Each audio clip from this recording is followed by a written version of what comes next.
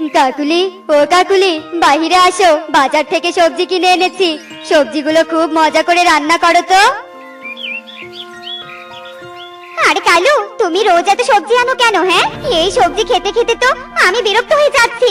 আর এই সবজির সাথে রোজ রোজ একটা করে পলিথিন নিয়ে আসো। দেখো তো পলিথিন জমা হয়ে কি হয়েছে। আরে তুমি চিন্তা করছো কেন? পলিথিনগুলো বাইরে কোথাও ফেললেই তো হয়ে যাবে। আরে কালু কাকুলি, তোমরা পলিথিন ফেলে আশেপাশে নোংরা করছো কেন? এভাবে তো তোমরা এই বন দূষিত করে ফেলছো। না না বন প্রধান, আমরা তো এই বন দূষিত করতে চাই না, তাই তো পলিথিনগুলো এভাবে রেখে দিয়েছি। সে তো আমি দেখতেই পাচ্ছি। শোনো, আমি তোমাদের আজকের দিনটা সময় দিলাম। তোমরা যেভাবেই হোক এখান থেকে এই পলিথিনগুলো সরিয়ে ফেলো, না হলে আমি তোমাদের এই বন থেকে তাড়িয়ে দিব। ইগল সেখান থেকে চলে যেতেই কালু কাকুলি বাধ্য হয়ে পলিথিনগুলো নিয়ে পাশের বনে নদীর ধারে চলে যায়। আর পলিথিনগুলো যেই না নদীতে ফেলতে যাবে, ঠিক তখনই ব্যাঙ কথা বলে ওঠে। আরে আরে, তোমরা এই পলিথিনগুলো এখানে ফেলো না, এই নদীতে তো জল পড়ে থাকে। আর তোমরা এই পলিথিনগুলো নদীতে ফেললে তো জলপরীদের সাথে আমাদের অনেক অসুবিধা হবে। চুপ থাক তো তুই। জলপরী নদীতে আছে তো আমরা কি করব? আর এমনিতেও এই পলিথিনগুলো নদীতে ফেললে তো ভেসে যাবে, আর তুই বলছিস তোদের অসুবিধা হবে? আমার কথা শোনো, আর এখান থেকে পলিথিনগুলো নিয়ে যাও। যদি জলপরী রেগে যায় তাহলে কিন্তু তোমাদের শাস্তি দিবে। কালু, শুনলে তুমি? এই ব্যাঙ কি বলে? জলপরী নাকি আমাদের শাস্তি দিবে। এই শোন ব্যাঙ, তুই তোর মতো থাক আর আমাদের কাজে কোনো বাধা দিস না। আমরা এই পলিথিনগুলো এখানেই ফেলবো, দেখি তোর কোন জলপরী আমাদের কি শাস্তি দেয়।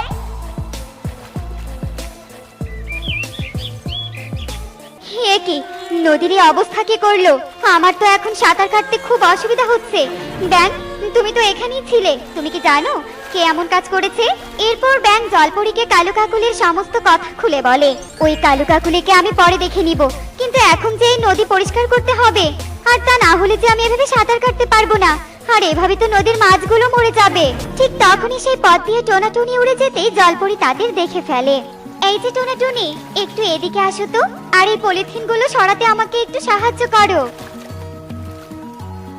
এ কি জলপরী, তোমার নদী তো দেখছি পলিথিন দিয়ে নোংরা হয়ে গেছে। তুমি চিন্তা করো না, আমি আর টোনা এক্ষুনি এই পলিথিনগুলো পরিষ্কার করে দিচ্ছি। এরপর টোনাটুনি একটা করে পলিথিন নিয়ে নদীর কিনারে জমা করতে শুরু করে, আর এভাবেই তারা ধীরে ধীরে নদীটা পরিষ্কার করে ফেলে। তোমাদের অনেক ধন্যবাদ টোনাটুনি, কিন্তু তোমরা এই পথ দিয়ে কোথায় যাচ্ছিলে? আজ যদি তোমরা এই পথ দিয়ে না যেতে, তাহলে তো আমি সাহায্যের জন্য কাউকেই পেতাম না। আসলে আমরা থাকার জন্য একটা আশ্রয় খুঁজছিলাম, কোথায় যে যাবো কিছুই বুঝতে পারছি না জলপরী। হে কি, তোমাদের থাকার জন্য কোনো ঘর নেই? আমি এক্ষুনি তোমাদের জাদু দিয়ে ঘর বানিয়ে দিচ্ছি, কিন্তু কি দিয়ে দেই বলো তো? এরপর টোনা পলিথিনগুলোর দিকে তাকিয়ে বলে, জলপরী, এই অপ্রয়োজনীয় পলিথিনগুলো দিয়ে আমাদের একটা সুন্দর পলিথিন ঘর বানিয়ে দাও। এতে পরিবেশও দূষিত হবে না, আর আমরা আমাদের থাকার জন্য একটা আশ্রয় পাবো। তোমাদের মাথায় অনেক বুদ্ধি। এই যে নাও তোমাদের পলিথিন ঘর, তোমরা আজ থেকে এই পলিথিন ঘরেই থাকবে। এরপর জলপরী সেখান থেকে চলে গেলে টোনাটুনি সেই পলিথিন ঘরে থাকতে শুরু করে, আর এভাবেই বেশ কিছুদিন কেটে যায়। এ কি কালু, তোমার তো শরীর দিন দিন আরো খারাপ করছে। এভাবে চললে আমি কিভাবে কি করব? এদিকে তোমার শরীর খারাপ, আর ওইদিকে বনপ্রধান যদি একবার এসে দেখে আমাদের বাড়ির সামনে আবার পলিথিন দিয়ে নোংরা করেছি, তাহলে তো বনপ্রধান আমাদের তাড়িয়ে দিবে। কাকুলি, মরে গেলাম কাকুলি। হুট করে যে এমন অসুখ চাপ দেবে তা আমি কখনো ভাবতেই পারিনি। কালু কাকুলির বাড়ির পাশেই থাকতো কবুতর।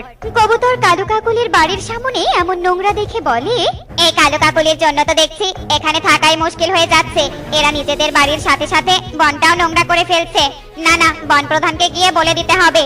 এই কথা বলেই কবুতর সোজা ঈগলের বাড়িতে চলে যায়, আর ঈগলের কাছে গিয়ে কালু কাকুলির নামে বিচার দেয়। কি, ওই কালু কাকুলি আবারও বন নোংরা করছে? আমি তো সেদিন গিয়ে ওদের না করে এলাম, তারপর ওরা আমার কথা শুনলো না। না, যা দেখছি এই কালু কাকুলি বনে পলিথিন ফেলা বন্ধ করবে না, তাই আপনি যত তাড়াতাড়ি সম্ভব ওদের বিরুদ্ধে কোনো ব্যবস্থা নিন। হ্যাঁ, আমাকে এখন একটা ব্যবস্থা নিতেই হবে, আর ওই কালু কাকুলিকে সময় দেওয়া যাবে না। একবার সময় দিয়ে আমি ভুল করেছিলাম। চল কবুতর, ওদের বাড়িতে যাই।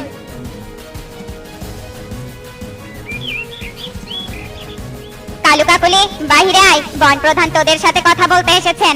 কবুতরের ডাক শুনে কাকুলি বাহিরে আসে, কিন্তু কালু অসুস্থ থাকায় সে আর বাহিরে বের হতে পারে না। কি তুই একাই বাহিরে এলি যে? কালু কোথায়? ওকেও বাহিরে আসতে বল। এরপর কাকুলি কালুর অসুস্থতার কথা ইগলকে খুলে বলে। এটা তো হওয়ারই কথা ছিল কাকুলি, তোকে আগেই বলেছিলাম পরিবেশ দূষিত করিস না। এই পরিবেশ দূষণের কারণে কালু আজ অসুস্থ হয়ে গেছে, আর তোদের এখানে থাকতে দিলে তোরা আরো এই পরিবেশ দূষিত করবি, আর তখন বনের অন্য পাখিরা অসুস্থ হয়ে যাবে, যা আমি হতে দিতে পারি না। তাই তোরা এখান থেকে চলে যা। কিন্তু বন প্রধান, কালু যে খুব অসুস্থ, এমন অবস্থায় ওকে নিয়ে আমি কোথায় যাব? কোনো কিন্তু না কাকুলি, এর আগে তোদের সুযোগ দিয়ে আমি ভুল করেছি। তোদের একার কথা তো ভাবলে হবে না, এই বনে অন্য পাখিরাও আছে, আর বন প্রধান হিসেবে আমাকে সবার কথাই ভাবতে হবে। আর শোন, এই বন থেকে যাওয়ার আগে এই জায়গা পরিষ্কার করে দিয়ে যাবি। এ কথা বলে ইগল কাকুলির আর কোনো কথা না শুনেই সেখান থেকে চলে যায়, আর কাকুলি কান্না করতে থাকে। আর তখনই সেখানে টুনি চলে আসে। এ কি কাকুলি দিদি, তুমি এভাবে কান্না করছো কেন? কি হয়েছে তোমার? ও, এই ব্যাপার, তুমি চিন্তা করো না, আমি তোমাকে এই পলিথিনগুলো সারাতে সাহায্য করছি। আর তোমাকে একটা জলপরীর কাছে নিয়ে যাব। ওই জলপরী আমাদের পলিথিন ঘর দিয়ে সাহায্য করেছিল। কে জানে তোমাদের কেউ যদি সাহায্য করে। কি, তুই সত্যি বলছিস? টুনি, কোথায় সেই জলপরী, কোথায়? চল, আমাকে নিয়ে চল। যদি কোনো সাহায্য করে তাহলে এসে কালুকে নিয়ে যাব।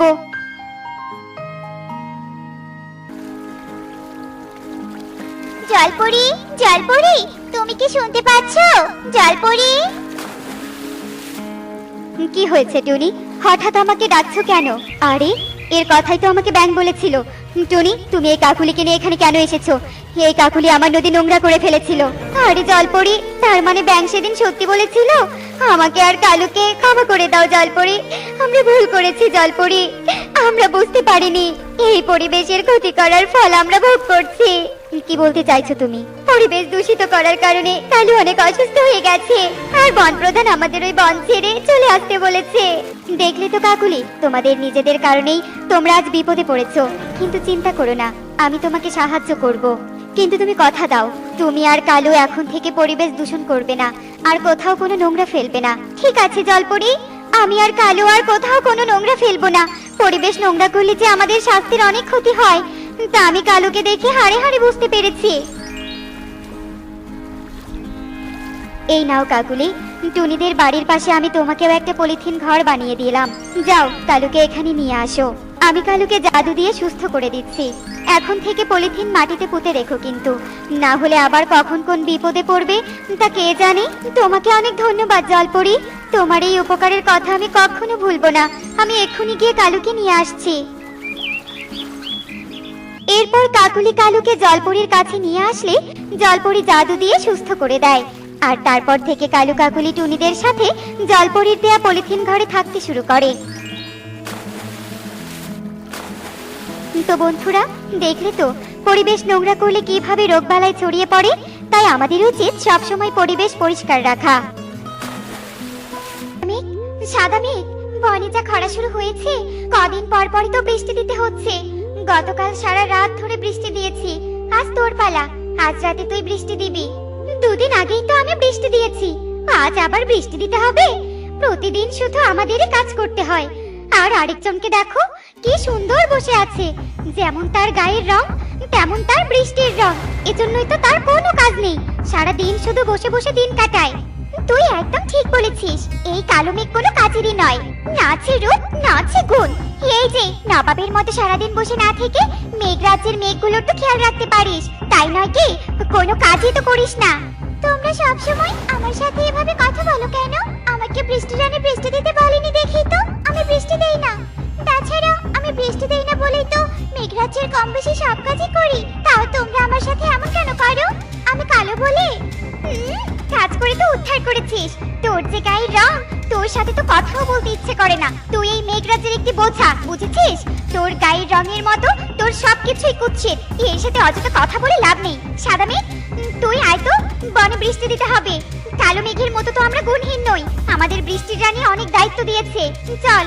এরপর তারা চলে যায়, আর কালো মেঘ মন খারাপ করে কাঁদতে থাকে। টুনি, টুনি, কোথায় গেলে? ছাতাটা এনে দাও আমাকে, একটু জমিতে যেতে হবে।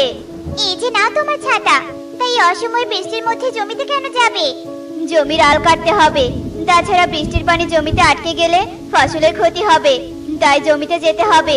তুমি টুকিকে নিয়ে ঘরেই থেকো, আমি তাড়াতাড়ি ফিরে আসবো। আরে টোনা, রাতের বেলায় জমিতে কি করছো? জমিতে একটু কাজ করছি। তা বৃষ্টির মধ্যে জাল নিয়ে ছাতা মাথায় চললে কোথায়?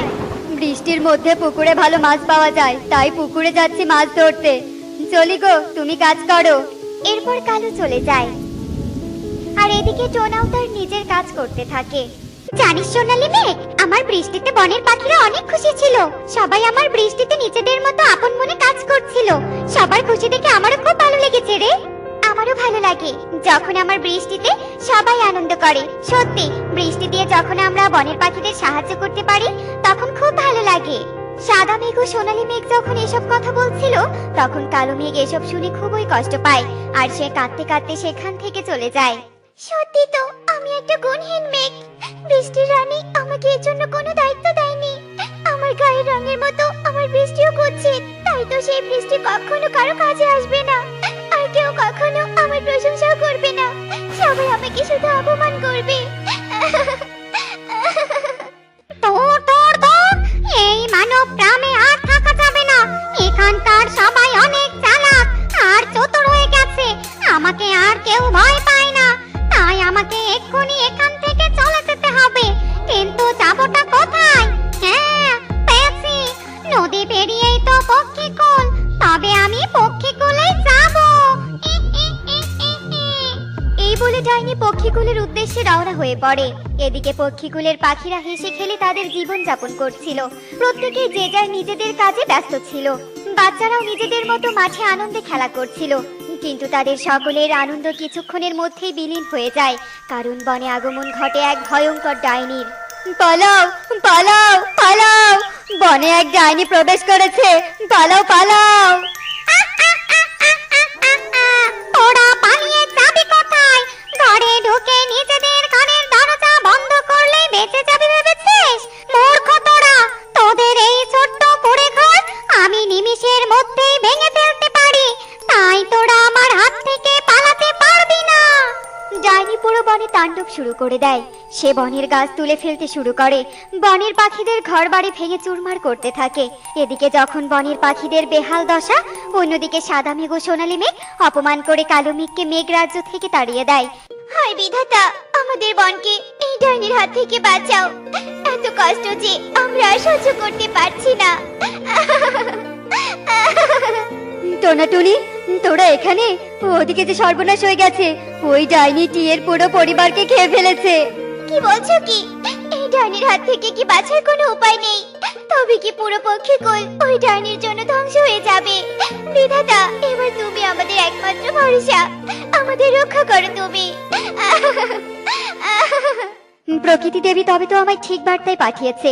এবার আমাকে কিছু একটা করতে হবে। আমাকে এক্ষুনি বনে যেতে হবে আর পাখিদের সান্ত্বনা দিতে হবে।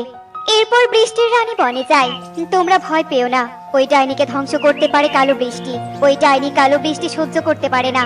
আমার মেঘরাজ্যে এক কালো মেঘ রয়েছে যে কালো বৃষ্টি দিতে পারে। আমি এক্ষুনি মেঘরাজ্যে যাচ্ছি আর কালো বৃষ্টি দেওয়ার ব্যবস্থা করে দিচ্ছি। সব পাখিকে আশ্বস্ত করে বৃষ্টির রানী মেঘরাজ্যে আসে। হে কি, তোমরা দুজন এখানে আছো? কালো মেঘ কোথায়? বৃষ্টির রানী, ওই কালো মেঘ তো কোনো কাজেরই নয়, তাই আমরা কালো মেঘকে তাড়িয়ে দিয়েছি। কি বলছো? কি বলছো কি তোমরা? তোমরা এটা কি করেছো? হ্যাঁ, তোমাদের এটা বোঝা উচিত ছিল। সৃষ্টির জগতে সবকিছুরই নিজস্ব কাজ রয়েছে। এখন যে আমাদের কালো মেঘকে খুবই প্রয়োজন, কারণ একমাত্র সেই আমাদের পুরো পক্ষীকুলকে বাঁচাতে পারে। এরপর বৃষ্টির রানী দুই মেঘকে সব কথা খুলে বলে। আমাদের ভুল হয়ে গেছে বৃষ্টির রানী, আমরা কালো মেঘের গুণের কদর বুঝতে পারিনি। বৃষ্টির রানী, আমরা যেহেতু কালো মেঘকে তাড়িয়ে দিয়েছি, তাই আমরাই কালো মেঘকে খুঁজে আনবো। এই বলে সাদা মেঘ ও সোনালী মেঘ কালো মেঘকে খুঁজতে যায়, আর তারা অনেক খোঁজার পর অবশেষে কালো মেঘকে খুঁজে পায়। তারপর তারা সব ঘটনা কালো মেঘকে খুলে বলে। আমাদের তুমি ক্ষমা করে দাও, আর দয়া করে তুমি আমাদের সাথে চলো। তুমি ছাড়া যে ওই ডাইনিকে কেউ ধ্বংস করতে পারবে না।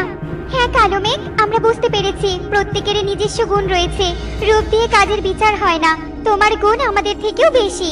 আমি আমার কাজ দিয়ে সবার উপকার করতে পারবো, এই ভেবে আমার খুব ভালো লাগছে। আমি তোমাদের উপর রেগে নেই, আমি এক্ষুনি যাব। আমার মেয়েকে ছাড় ডাইনি, এবার আমি তোর মেয়েকে গিলে খাবো। ওই ডাইনি কারো কোনো ক্ষতি করার আগে আমাকে কালো বৃষ্টি দিতে হবে। এই বলে কালো মেঘ বৃষ্টি করে আর কালো বৃষ্টি ডাইনির শরীরে পড়তেই ডাইনি চিৎকার করতে শুরু করে। চলে গেল রে, চলে গেল, পুরো শরীর আমার চলে গেল, ওরে বাবা রে বাবা, চলে যাচ্ছে। ডাইনি চিৎকার করতে করতে ধ্বংস হয়ে যায় আর পুরো বন কালো মেঘের কারণে বেঁচে যায়। তো বন্ধুরা, দেখলে তো প্রত্যেকেরই নিজস্ব গুণ ও শক্তি রয়েছে, তাই কখনোই তুচ্ছ তাচ্ছিল্য করে কাউকে ছোট করা একদমই ঠিক নয়। এমনই সব মজার মজার শিক্ষণীয় টুনি পাখির গল্প দেখতে আমাদের সাথেই থেকো। আর গল্পটি কেমন হয়েছে তা কমেন্টে জানাতে ভুলো না কিন্তু। Bye bye.